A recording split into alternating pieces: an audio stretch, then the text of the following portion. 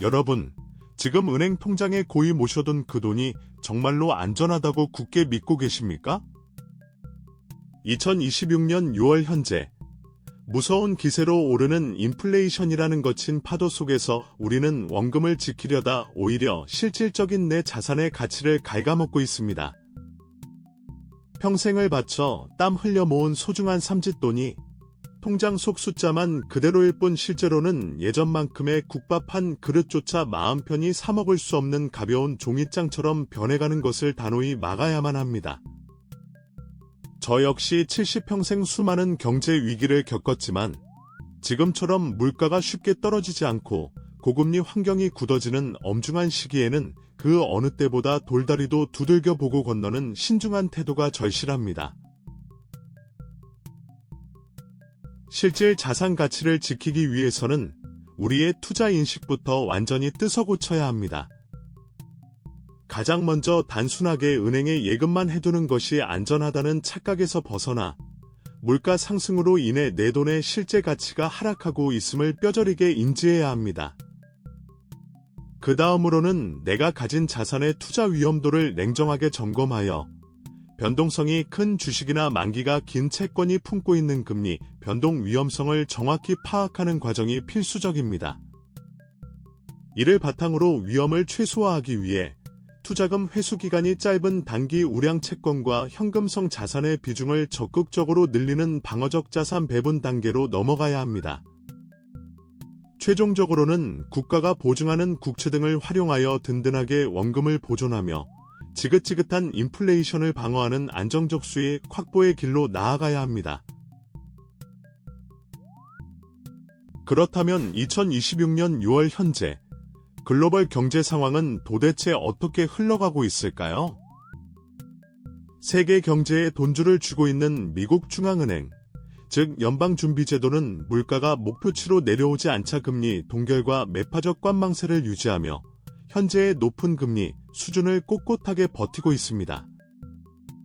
우리 한국은행의 사정은 더욱 복잡한데 치솟는 국내 물가 상승 압력과 불안한 환율을 방어하기 위해 오히려 완만하게 금리를 올릴 가능성마저 열려있는 매우 엄중한 국면입니다. 이렇게 고물가가 고착화되면서 우리가 체감하는 실질 구매력 하락은 갈수록 심화되고 있으며 예전과 같은 돈으로 살 수 있는 물건은 눈에 띄게 줄어들고 있습니다. 다행히도 이러한 위기 속에서 6월 10일부터 16일까지 일반인도 쉽게 접근할 수 있는 개인 투자용 국채 청약이라는 훌륭한 안전 자산 공급처가 열리게 됩니다. 제가 주변을 둘러보며 가장 안타깝게 생각하는 부분은 많은 투자자들이 단지 금리가 곧 내릴 것이라는 섣부르고 막연한 기대감 하나만으로 만기가 10년, 20년씩 남은 장기 채권에 자신의 전 재산을 묶어두는 뼈아픈 실수입니다. 물론 금리가 빠르게 하락해준다면 큰 시세 차익을 얻을 수 있겠지만 지금처럼 고물가와 고금리가 끈적하게 달라붙어 떨어지지 않는 시기에는 그것은 섣불지고 불길로 뛰어드는 것과 다름없는 무모한 도박입니다.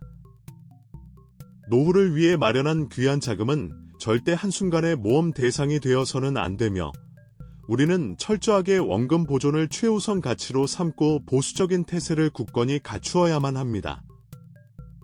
화려한 수익률에 눈이 멀어 폭풍우 치는 바다로 나가는 대신 비바람을 든든하게 막아줄 튼튼한 요새를 구축하는 데 집중해야 할 때입니다. 구체적으로 장기 채권과 단기 우량 채권의 특성을 명확하게 비교해보면 지금 우리가 어떤 선택을 해야 하는지 답이 나옵니다. 10년 이상으로 투자금 회수 기간이 매우 긴 장기 채권은 금리가 조금만 출렁여도 원금에 거대한 손실이 발생할 수 있는 금리 변동 위험이 매우 높습니다. 반면 1년에서 3년 사이로 만기가 짧은 단기 우량 채권은 시장 상황에 크게 흔들리지 않아 금리 변동 위험이 상대적으로 매우 낮습니다. 원금 보존 안정성 측면에서도 장기 채권은 불확실한 시장 상황에 따라 원금 손실 가능성을 배제할 수 없지만 단기 우량 채권은 만기 시 원금을 회수할 확률이 극도로 높습니다. 따라서 현재의 불확실한 금융시장에서는 위험이 큰 장기 채권의 비중을 과감히 축소하고 매달 또박또박 안정적인 이자를 확보할 수 있는 단기 우량 채권의 비중을 적극적으로 확대하는 것이 정답입니다. 앞서 잠시 언급했던 2026년 발행 개인 투자용 국채에 대해 좀 더 깊이 파헤쳐 보겠습니다. 이 상품의 가장 강력한 장점은 국가가 원금과 이자를 직접 보증하기 때문에 금융시장에 존재하는 그 어떤 상품보다도 신뢰도가 압도적으로 높다는 점입니다. 변동성이 심한 현재의 험악한 장세 속에서도 스트레스 받지 않고 마음 편히 안정적인 이자 수익을 기대할 수 있으며 장기적으로 꾹 참고 보유할 경우 든든한 노후, 대비용 안전 자산으로 이보다 더 훌륭한 대안을 찾기 어렵습니다. 하지만 세상에 완벽한 상품은 없듯이 단점도 명확히 존재합니다. 금리가 하락하더라도 그에 따른 자본 차이, 즉 시세 차익을 얻기는 구조적으로 불가능하며 만약 피치 못할 사정으로 만기 이전에 중도 환매를 하게 될 경우 가산금리나 세제 혜택 등 원래 약속되었던 혜택이 크게 줄어든다는 점을 반드시 명심하고 여유자금으로 접근해야 합니다. 자, 그렇다면 이 모든 경제 상황과 상품의 특성을 종합하여 2026년 하반기를 대비하는 상위 1%의 보수적 자산 배분 황금 비율을 제안해 드리겠습니다. 가장 핵심이 되는 기둥은 앞서 강조한 단기 우량 채권으로 전체 자산의 40%를 과감하게 배분하여 든든한 이자 방어막을 구축하십시오. 그 다음으로는 원금 손실 위험이 제로에 수렴하는 전통적인 정기 예금 및 적금의 30%를 할당하여 자산의 기초 체력을 단단하게 다지는 것이 좋습니다. 이어서 국가가 보증하는 개인 투자용 국채 등의 20%를 투자하여 장기적인 노후 자산의 뼈대를 세우시길 바랍니다. 마지막으로 남은 10%는 언제든 찾아올 수 있는 뜻밖의 위기나 매력적인 투자 기회에 즉각적으로 대응할 수 있도록 현금성 대기 자산으로 유연하게 남겨두는 것이 이 거친 시장에서 살아남는 최적의 포트폴리오 전략입니다. 완벽한 포트폴리오를 구상했다면 이제는 실질 구매력 방어를 위해 거침없이 행동으로 옮겨야 할 하반기 실천 일정표를 확인하실 차례입니다. 당장 2026년 6월에는 개인 투자용 국채 청약에 적극적으로 참여하고 동시에 여러분이 보유 중인 위험 자산의 비중을 철저하게 점검하여 덜어내는 작업이 필요합니다.